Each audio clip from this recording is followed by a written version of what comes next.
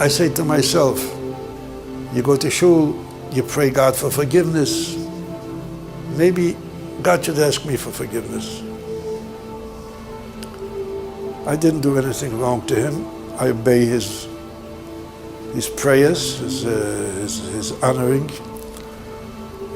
Maybe he should ask me for forgiveness. Once you lived through life, you can never be free of your past. Every inferno starts with a little spark.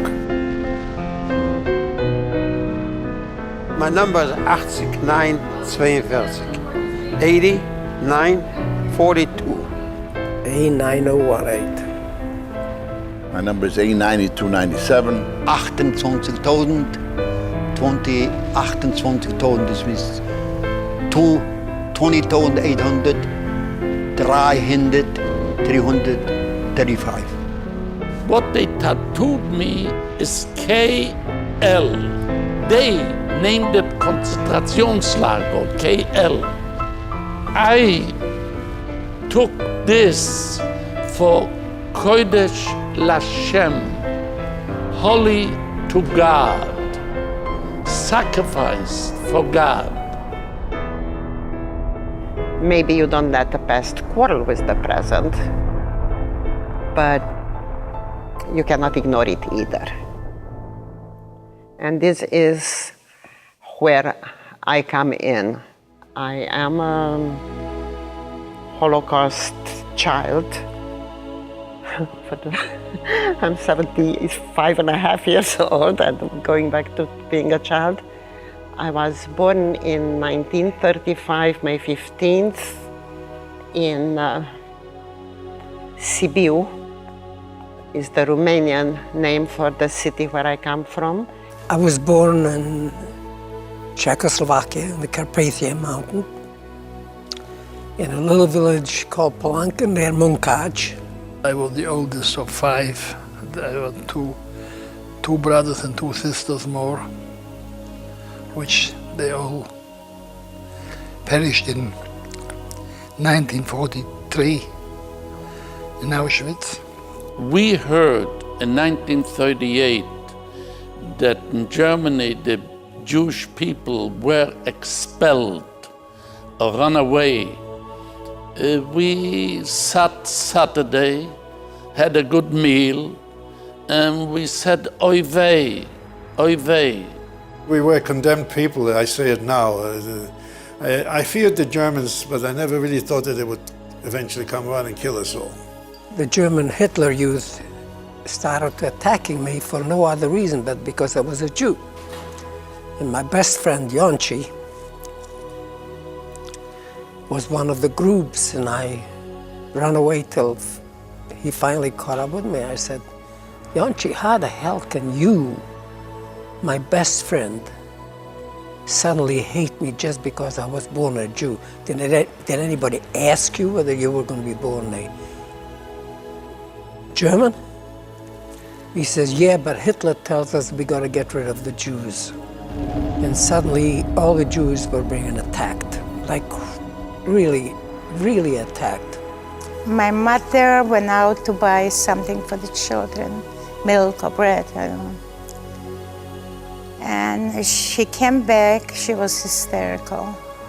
She said to my father, Moishe, you don't know what's going on in this city. They took out all the elderly people, religious, with beards and face. And they're hitting them, they're cutting the beards. It's like the screams are going, you can hear them in heaven. The night when they told them to kill people, they took everybody to the city hall, and they put the men together and the children with the moms together. When the Germans came into Poland, they divided between Russia. They took the eastern part of Poland, they did for the Russians, and the western part was for the Germans, and that's how they kept it. And of course, things were not good. the Jews started to feel, and then they started to talk about among themselves. They heard they're going to open up a ghetto in Warsaw, and they're going to put all the Jews in there, and who knows what else is going to happen. To make it short, we went into the ghetto, close to 30,000 Jews. And when we liquidated the ghetto 3 years later, we were only 7,000. Father took me down to the basement and gave me a watch that he received as a bar mitzvah from his father, a golden watch. And he buried that watch, and he said to me, Yosele, I don't know if I will live to you bar mitzvah. I don't know what's going to happen. And he explained to me the importance of this watch, the importance that this represents time. Time is value. Time is to use it, to study, to serve God. They were bombing, and we heard the sound of bombs falling. So my mother decided we should go to the cemetery. In case we get killed, we should be on the place, like on the cemetery. We moved into the ghetto, and the first thing we had to deal with, or my father had to deal with, is to hide us. Because if children were there, they were taken away into a extermination camp and never been seen from again. So myself, my mother, and younger sister went into an attic into hiding, and we stayed there for several weeks. They took us on trains, but it was very early in the time, and they did not know how many trains they can take. And at that time, they took just too many, and they stopped the trains in a no man's land, and the other part of the train left to the concentration camps. Somehow it was coming a Russian train towards us, and they attached us. And for 3 months we were from place to place. At the end we ended up in Siberia.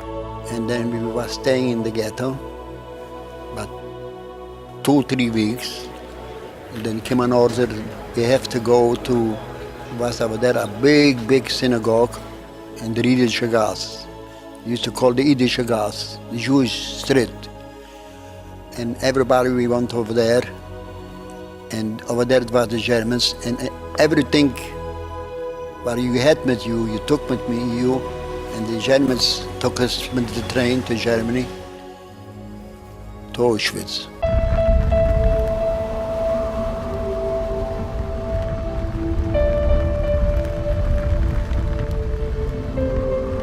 And Mengele, before, I didn't know that time that he's Mengele. Small Yamin. He took me out. He took us that way. You have to go on this way. And she said, you know, he saved your life. I say, what height is the under they go into this big room, and they in a half an hour they won't be here. When the Germans came in, he was by an aunt, and the aunt took him with her baby and her children with a lot of bedding, and they took them all into a schoolhouse.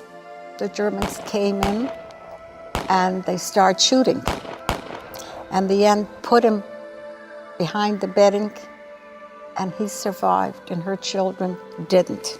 It was something so incredible that even when we got here, we had a hard time to adjust and to believe what we're seeing. If you can imagine arriving the first day and they were separated. The next day you ask somebody, where's my parents? They show you up in heaven. They show you the smoke. The smell, that happened to be that particular week we arrived, the crematoriums were overloaded, and they took children and then burned them alive. So the smell of a child's skin got to me, and I said to my brother, let's get out of here. I remember my father taking me and my sister, my older sister, and taking us in front of the gate of the lager, or the camp.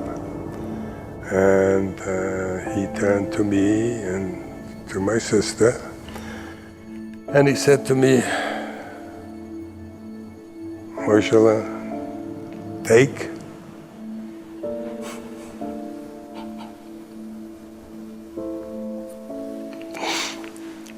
Take your sister and go and save yourselves. So you can imagine today, say it to a child of 3, 5, 10. Take your sister and go save yourselves. So I remember my first reaction. My father was a tall man, and I looked up at him. I said, Ta, what are you sending? What are you sending us away?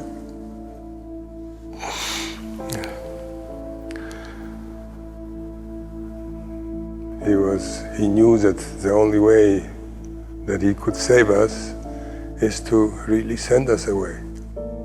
The average lifespan in our camp was about a month or two. I was there for 8 months in that camp of Auschwitz. And when they death marched us, out of the 40,000 people, maybe 8,000 were alive by the time we got there to Gleiwitz. And then they put us into open coal carrying cars.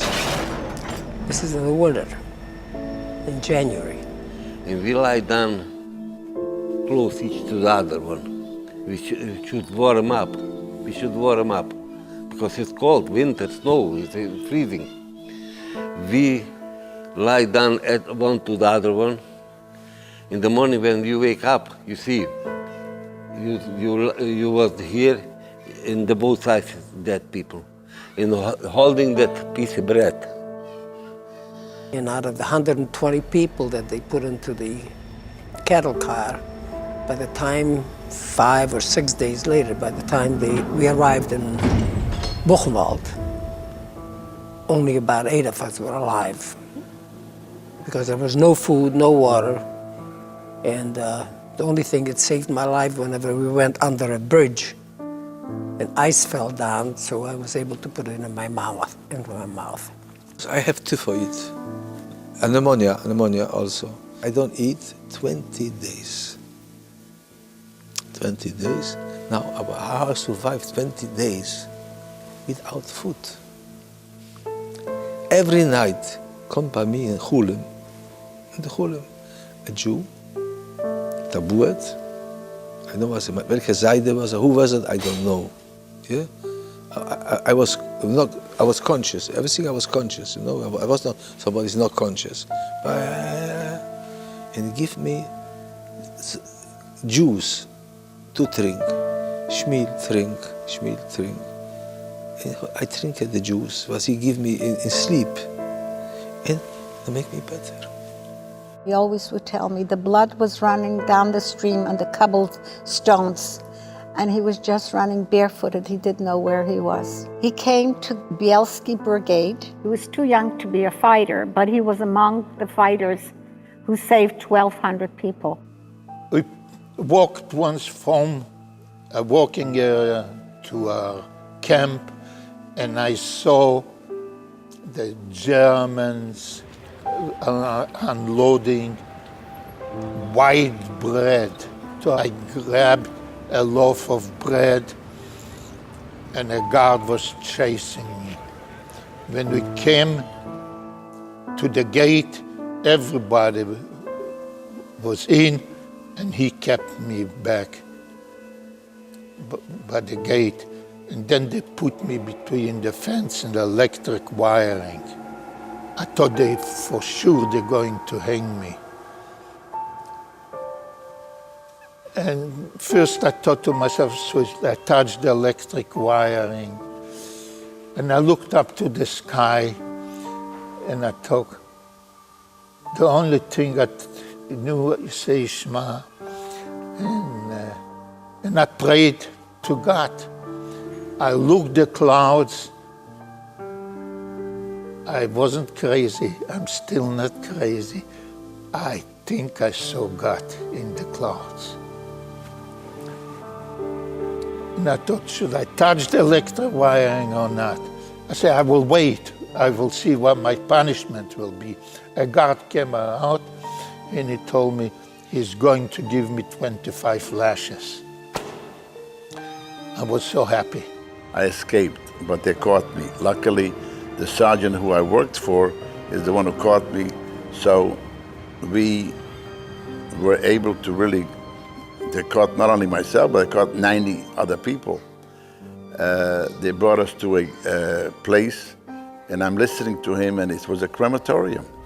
And he says to the guy, I have these people, I will have to get rid of them. So I said to him, I got 3 days corpse here. I cannot take anymore. So it took us to a labor camp where the Polish people were slave laborers, okay? And from there, he said, who cannot run, go on a side. So 40 people went on a side. He came in 5 minutes later with his Luger, and they kept on shooting one after another. What condition we were not able to. There was one man that killed 40 people in front of us. Nobody made one move. Just to show you how inhuman we became. Today, he wouldn't last 5 minutes. The Lagerführer, the SS kommt, who want to stay in life, come with me. Come with him. And they went, there was 7,000 people, or 8,000 people. 1,500 people went with him. Nobody come back. They went in the wood, in the Wald, you know, and then they kill him. After about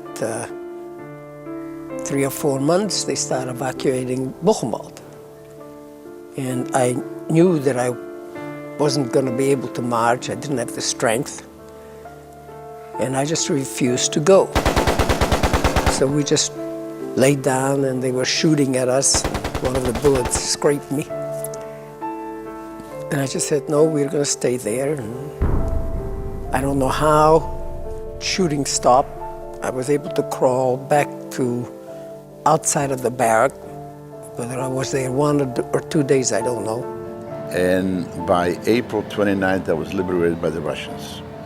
So when I came out, I went directly to the Russian headquarters. As I go to the Russian headquarters, in front of me, as I'm coming in, because I had no paper, in front of me there is a major with a Hungarian uniform. I start screaming at him.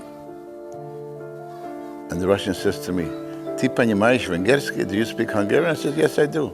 Ходи сюда.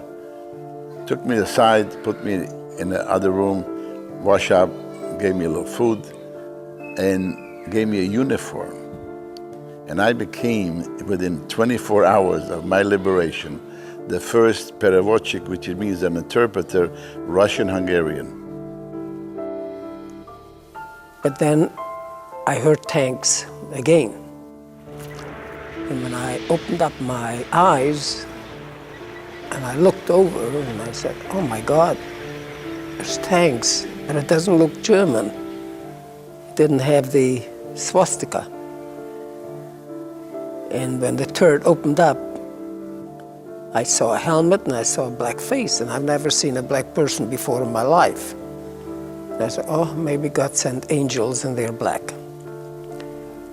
And that soldier somehow got out, came, picked me up, and he was nothing short of an angel.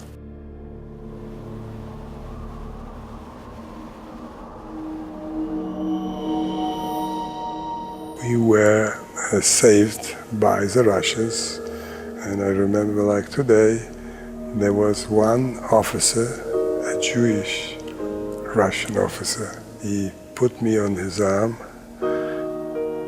took an onion, stuck it in my mouth, and made me bite down. In the other hand, he had a bottle of vodka, poured some vodka down my throat, and this is how I revived. And from there on, I never stopped drinking vodka. We're on the train, and the train slowed down, and we realized we're approaching Vienna. And my father was standing here, and the window was there, and I'm facing my father.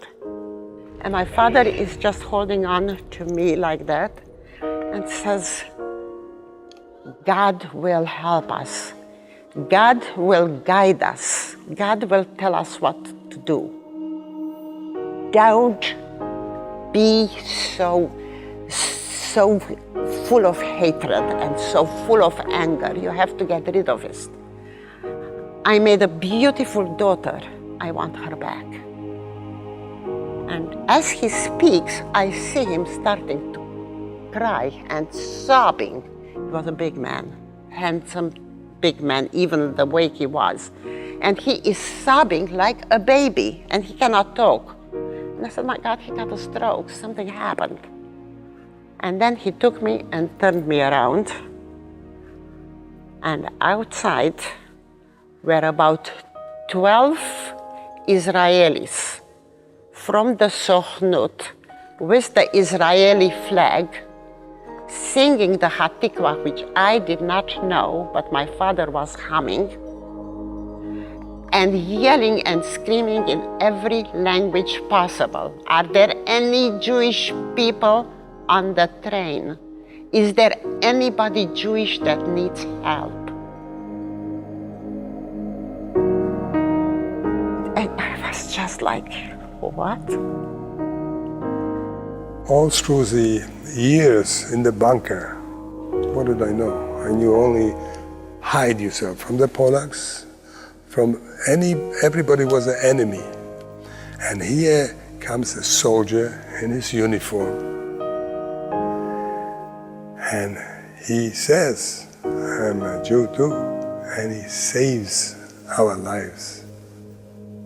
As little as I was, and as young and as starved, when he held me in my hands, I knew that this was a very special place that I was.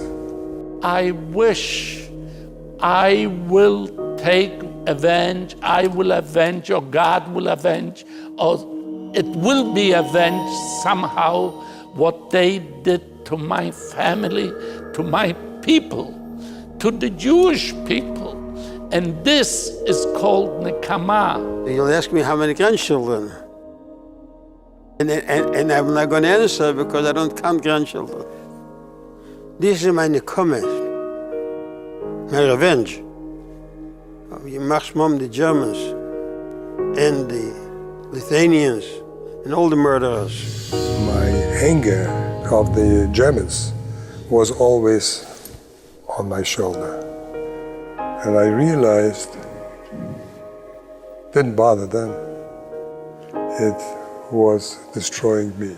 So I made a conscious effort for survival, not to forget, but to leave it in a place where I can deal with it and know what they did to us. In 1973, Emory University called a conference of Holocaust survivors, liberators, and prisoners of war. And I'm sitting with one of the American prisoners, a professor at Emory University, and Dr. Blumenthal, and the president of Emory University.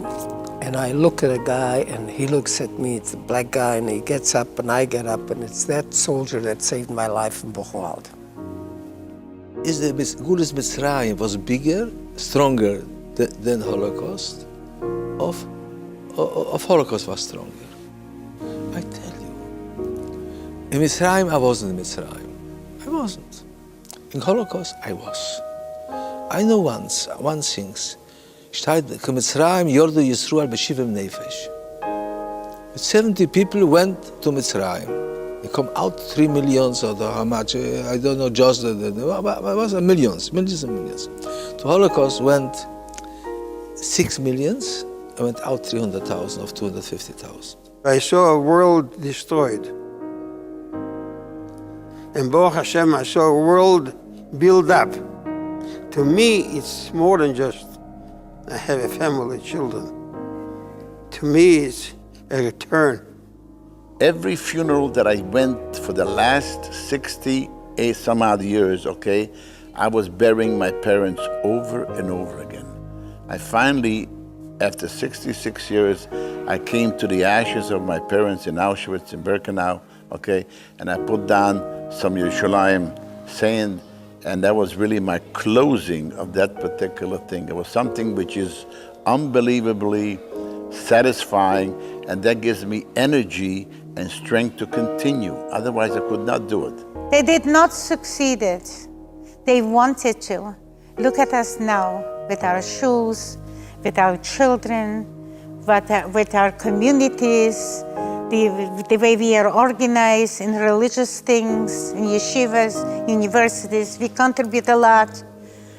They didn't succeed it. Don't give up. Don't give up of us. Fight for your life. And be a Jew.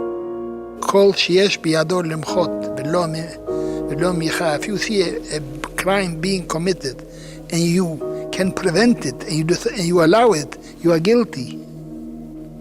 Right? So if you are the boss and you could prevent it and you don't, to me, you are guilty, you are a murderer. So I say that if God exists, then he's a murderer, or he's powerless. He has no power. You come to shul here? Hey? Yes, I come. Why do you come? Because I cannot be one of them. Tell me. Hey? Tell me that a little more. I cannot be one of them. I cannot be one of them. It's us or them. So regardless of God existing or not existing. I don't daven when I come. I never daven. Never. But I come. What about God? Do you forgive God? I forgive God. I have no choice. If I want to believe in him, I have to forgive him.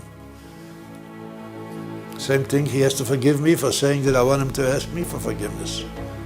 I understand? He has to forgive me also for saying the word, I want you to forgive me.